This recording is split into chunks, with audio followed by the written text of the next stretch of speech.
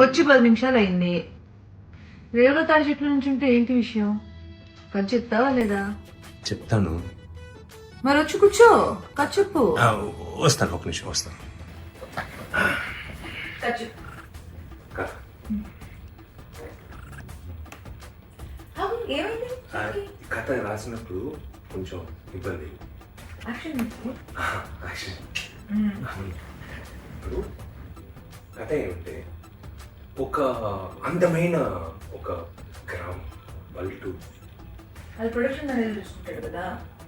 కథ చెప్పమ్మా. చూసేసి ఒక అందమైన గ్రామంలో ఒక అందమైన అమ్మాయి. అది నేనే కదా.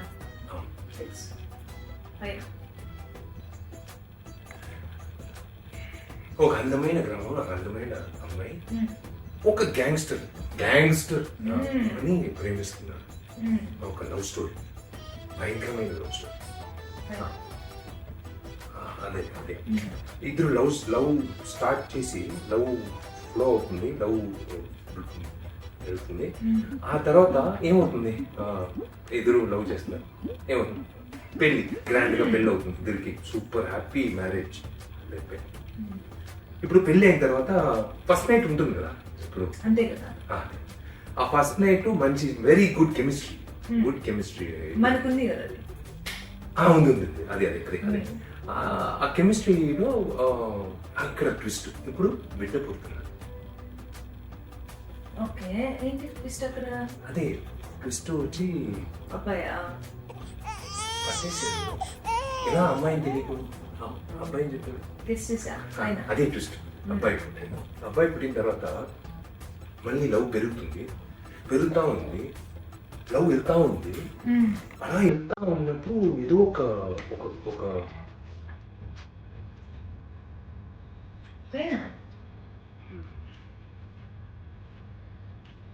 ఉందండి, కథ ఉంది కదా. అవును. అది ఏమంటే రాసినప్పుడు కొంచెం ఇది తగిలింది కదా, అది మధ్యలో వచ్చి కథ చెప్తాను. అందుకే ఇది ఉంది, కథ ఉంది. నేను డాక్టర్కి వెళ్ళేసి అలాగే రాసేసి వచ్చేస్తాను. ఒక నిమిషం వచ్చేస్తాను.